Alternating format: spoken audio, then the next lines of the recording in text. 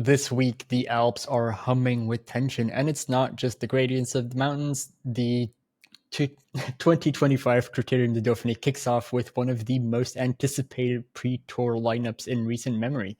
Tadej Pogačar, Jonas, Vingegaard, and Remco Evenepoel, cycling's holy trinity of Grand Tour contenders, are all on the start line.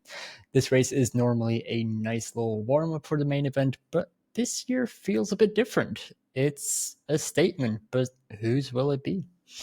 With a few brutal climbs, a spicy time trial, and a route built to expose weakness among the riders, this Dauphiné is anything but a dress rehearsal.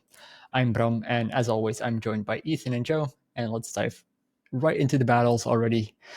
Welcome back to the Domestique Cycling Podcast.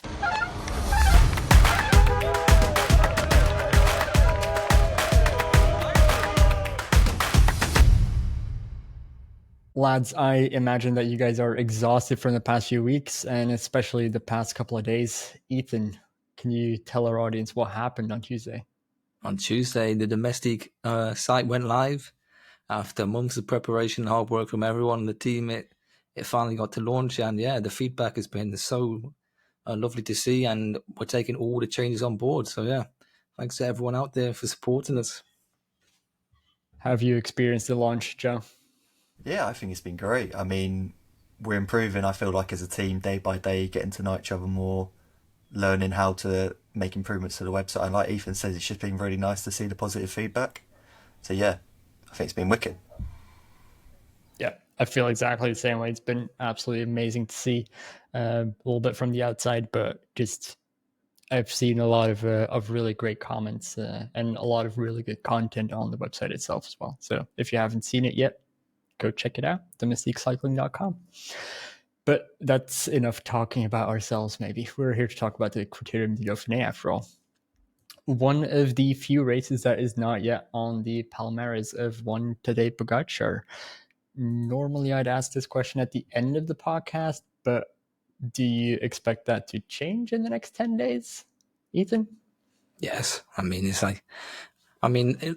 it's not even like trying to be a joker or anything like that, but it is certain, isn't it, really? But nothing is certain in cycling, especially because Vingegaard had the nasty concussion from Paris-Nice, which impacted him severely for quite some time, wasn't it? He was off the bike for an amount of time. So that obviously affects your training and preparation for this. But for Vingegaard, it's just about preparing for the tour, really, I think. But Pogačar, it's just Pogačar, isn't it? What about you, Joe? Well, yeah, I mean, for Jonas, it's been tough. 2 years in a row now he's had his tour build-up ruined. Tadej's an absolute machine. Remco, that'll be interesting to see. Obviously, the start to his season was quite unique. I don't think many would have expected or said you have to sort of be at the level that he was in Amstel Gold, but he flew there. And then I feel like it caught up with him towards the end of the week. But interestingly, I was doing a little bit of research earlier, and this is one of the very few big races that the big three haven't ever dominated. Only Jonas has won this race before, and that was once. And between the three of them, he's the only rider that's actually even made the podium, which is interesting. Yeah, it is really interesting for Pogačar as well. Obviously, normally he goes to the Tour of Slovenia, his home race. So he's always kind of dodged the Dauphiné. But I do think that this time around, well, he wants to add it to his palmarès. But do you not think he's going to miss having to go to his home race? Because I always felt like he really enjoyed himself there. Sacrifice of... what's the word? It's a sacrifice you have to take, isn't it, really? It's a success. Suffering from success. There you go. He wants to complete cycling. He needs to add this race to his collection. He's collecting them like Pokemon. He needs to finish the game. Yeah, I mean, I imagine that he still has some personal sponsors in Slovenia that kind of miss him there, but I do think that us getting to see the big fight between these three before the Tour de France is something unique. Like I said in my intro, we typically get a few of the top contenders, but very rarely do we ever see the whole podium of the previous Tour de France line up at the Dauphiné the next year. I think the last time was like more than 10 years ago when that happened. At this tour, at this Critérium du Dauphiné, a pretty significant rider for me personally, Romain Bardet, will retire. He's one of my favorite riders. I think for a lot of fans, he is a special rider because of just how compassionate he's been. I think the moment in the Liège-Bastogne-Liège with the big crash from Alaphilippe kind of showed that, how like that he's more than a cyclist. He's a generally good person, and I'm just hyping him up now. But I am a real big fan of Romain Bardet. But he's going to retire at the end of this race. He's coming out of a really strong Giro d'Italia where he got second place after Isaac Del Toro on the stage that Del Toro won. Do you think he can produce some magic and win a stage in his last race, Joe? Well, I mean, we saw at the Tour last year, that was a bit of magic from Roman, and he's the sort of rider that's got in his locker. I thought it was going to happen on that stage 17 in the Giro, but he got so close, and I think if cycling's a fair and nice sport, we'll hopefully see Roman have his moment in the sun before retiring. What about you, Ethan? I mean, just with the competition that's there, as if they want to be nice, isn't it? In a sense, like, but it'll be romantic if he won. Very romantic. What about you, Bram? I would love to see it, obviously. I don't see it though. That's the problem.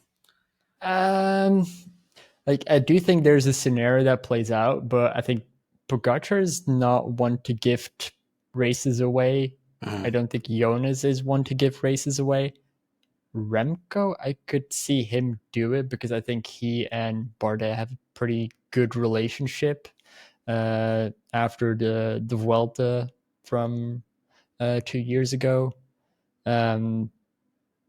So I also know that they shared some jerseys between like Remco shared a jersey to the kid of Romain. So I think those two get along pretty well. So if there's ever a situation where Soudal Quickstep has to chase or whatever a Bardet, then I could see Remco saying, no. Do you think that's going to happen though?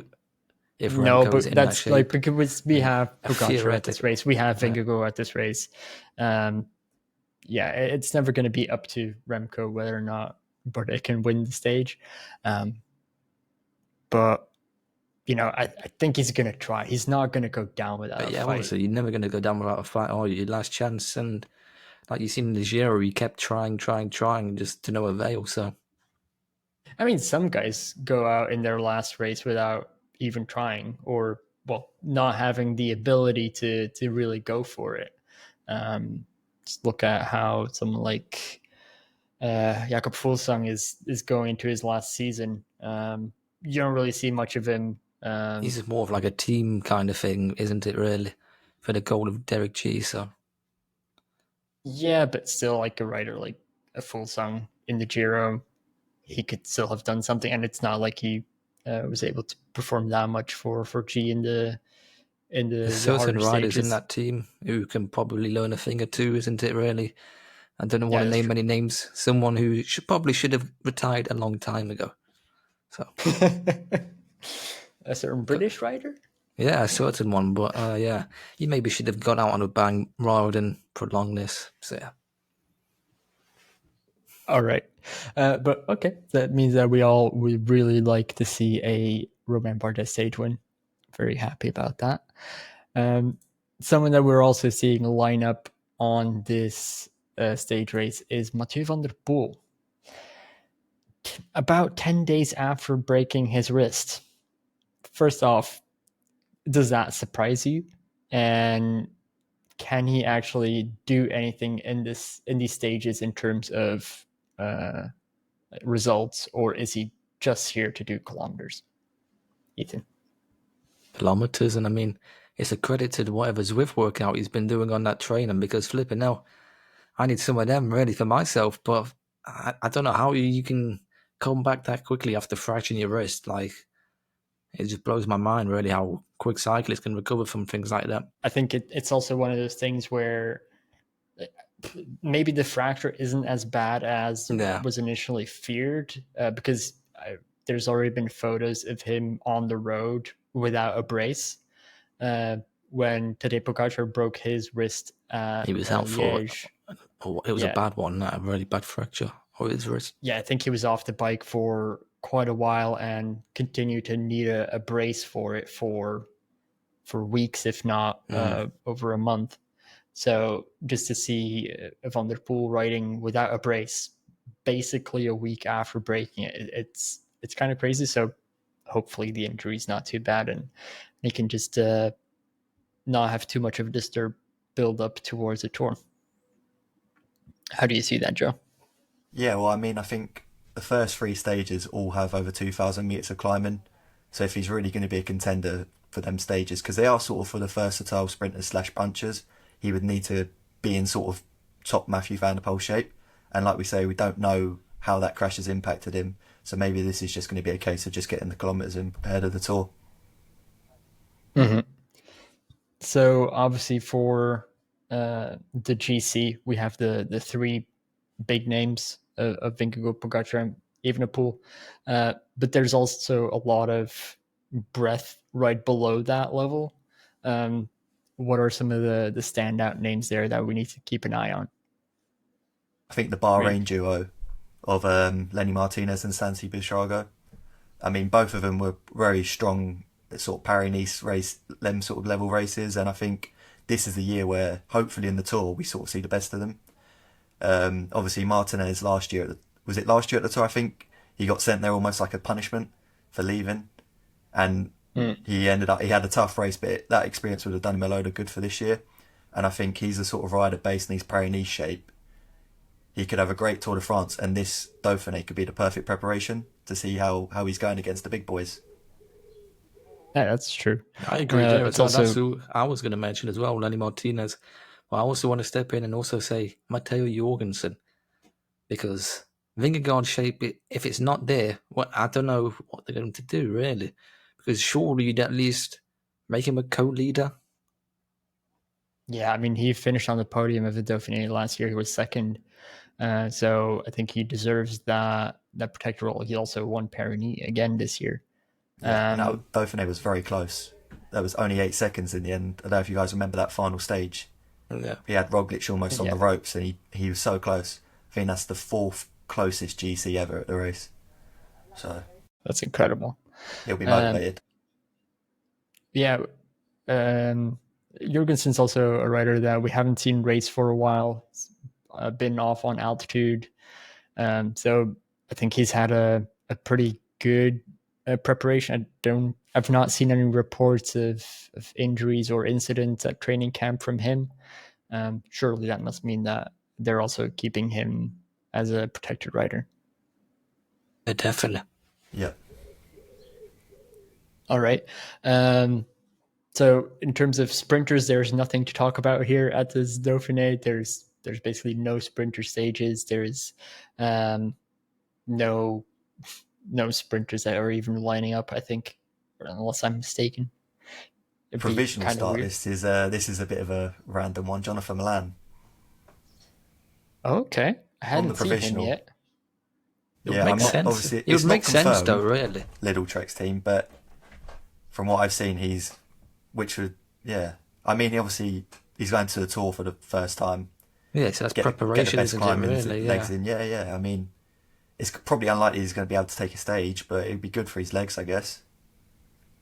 True, but also the first couple of stages where you were saying around 2,000 meters elevation, those are like, I think there he could try and hang in. Yeah, all he would need is just the team to control it. As long as he could get his team on the front control. Like, was it there was that Spanish race at the start of the year where he done really well, and it was mainly down to the team being able just to control things for him, because you don't want sort of like the climbers and the punchers to be able to make them late attacks and not have anyone being able to chase it. Otherwise, you're doomed really. But yeah, it'll be interesting to see Jonathan Milan. Was it in Valencia in that race? I think. Yeah, I think that's the one. I recall that. I mean, Lidl does have a very strong team. Normally, it's also what they did at the Giro, controlling. They're excellent at it. I do think that the level of punchers and climbers who want to get away on the hills, it might be a bit high here for the start list of the Dauphiné. But I do think that the first couple of stages, the hilly stages, are something that Milan can engage with and try to go for a result. And then it's just mountain training after that, I guess. Yeah, I mean, they've got Skelmoser as well, who's going to be one of the big favourites to try and crack the podium. He's one of the only riders that's actually beaten one of the aliens this year. So, at Amstel Gold. So, they'll be confident that they could do a good result. Yeah, his Basque was all right as well, wasn't it, for Skelmoser as well? Riding, you would expect him to maybe do a slightly tad better due to like the kind of finishes that in Basque is with his punch, but it's interesting to see how it's going to play out for him in Critérium du Dauphiné. Mm-hmm. Do you see him cracking the podium, or does that really depend on one of the other three failing miserably? It's going to be Remco, isn't it? That's going to be the contenders at the podium is going to be eyes on him particularly, because there's question marks around his shape probably. If I was to say a person for a podium, a third place, I would probably mention what Joe said earlier, Lenny Martinez, actually. I really like his chances there. I do think there is a place on the podium for someone that's not one of the big three, because, like we said about Jonas and Remco, we don't know how good their shape is, and this race isn't the be-all end-all. Their main goal is the Tour at the end of the day, so even if they didn't finish on the podium here, it's not the disaster that some might anticipate. So there could be a chance for a Skelmoser, Lenny Martinez, and another name who we actually haven't mentioned is Florian Lipowitz. Yes, right. Very I do think, talent. there's a good chance for one of these riders that are just on the cusp. Maybe they could crack the podium. Last year we saw Remco also coming into this race with a pretty he was still building up his form, and he clearly took it as a half training camp almost, especially the mountain stages. Do you think there's a risk of that happening again, or is he coming into this with more confidence? I've seen an interview with his trainer, but there's some clues in that, I think. Joe? I think he's got to be confident. I think last year at the Tour, a lot of people would have been doubting him going into the race, saying, "Oh, you're not a true Grand Tour champion," and all this and all that. But I thought that Tour de France performance was brilliant. I mean, if you take out the other two, Remco would be looked at as one of the better performances of recent times. The amount of domination he had over everyone else, and the fact that he's done that based off a sort of a steady Dauphiné last year, I think he can come into this race this year just motivated and confident. Got to back himself, really. Yeah, it's the same old story, isn't it? I think as well with Remco. A lot of people always usually write off his Grand Tour hopes straight away before he's even done anything, really. And in a sense, he's a very, very underrated Grand Tour rider, in my opinion. His time trial is always there. His climbing is getting stronger and stronger as he prepares himself. So yeah, I don't know about him in the Dauphiné, but in the Tour, I'm all in on Remco for the Tour. Not for the win, but I was about to be very surprised if you said that Remco was going to win the Tour, because that's my job. You're stealing my job. The only problem for him is obviously the loss of Landa, so that's going to be interesting how that works out. So yeah, that's going to be a big disappointment. But he is coming to this Dauphiné 1.5 kilos lighter than he was from last year, according to his trainer, Koen Pelgrim. So obviously he will have more of a better shape than he does last year. Do you think he is the main favorite for the time trial stage? Or, well, if you have a Pogačar there as well, who knows? But what do you think? Favorite, really, yeah, I think. Should be, yeah. It's a Tour de Romandy time trial. He won that, so there's no reason why he can't go and win this. Remco's the man when it comes to the time trial. If he's in any sort of good shape, he should win, despite the presence of Pogačar and Vingegaard, because I don't think it's mountainous enough this time trial as well. I think there's a little 2 kilometer climb in there's a in 2 the middle kilometer of it. climb, but it's not like the one we saw Jonas win was it in 2023 when he absolutely just went berserk. It's not like ridiculous that. time trial, but yeah. And Remco's got a pretty good track record of winning time trials that have got a good length of amount of flat on them as well. So I think, yeah. He also does that even though he's not in super shape. Like Exactly. He can still win a pretty good time trial. We saw that in Romandy as well. Not really going there for a GC.